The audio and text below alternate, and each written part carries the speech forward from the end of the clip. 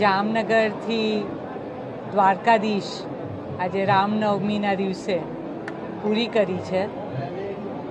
માનું દિલ એકદમ આનંદ છે.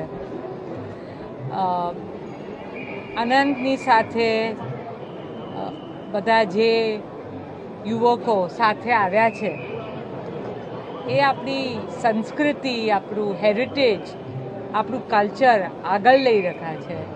તો એને માટે મને ખૂબ જ ગર્વ થાય છે કે આ છોકરાઓ પણ આટલી નાની ઉંમરે આટલું બધું ભગવાનમાં માની અને 10 દિવસ ચાલ્યા છે.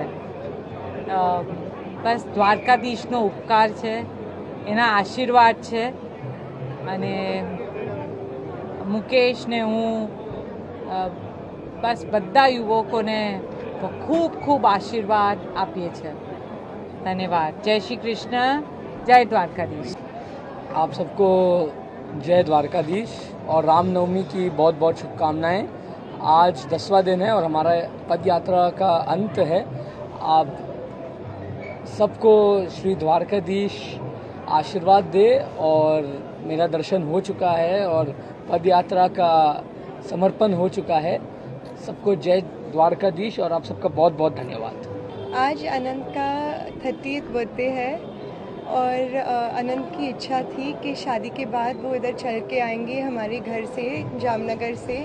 और बहुत साल से ये इच्छा थी पर कोई साल नहीं हो पाया, कोई साल. और ये साल उन्होंने अपना मन लगा के ये कर दिखाया मुझे. और मुझे बहुत गर्व है इन पे कि आज हम इनका बर्थडे श्री द्वारकाधीश के साथ सेलिब्रेट कर रहे हैं. Thank you everybody. और जो भी घर से उनको ये दुआ देते रहे कि उनका पदयात्रा सफल हो, उनको भी हमारी तरफ से थैंक यू वेरी मच कि आपकी उम्मीद हमारे साथ रही. Thank you.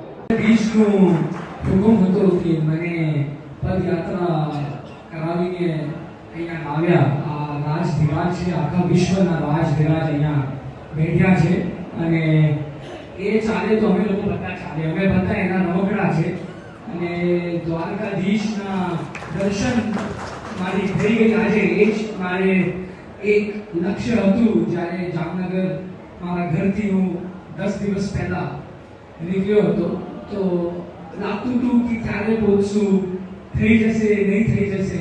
પણ દ્વારકાધીશને આશીર્વાદથી એક પણ દિન આવું નહીં ગયું જ્યાં થાક લાગ્યું, ત્યાં આવું લાગ્યું કે નહીં થાય.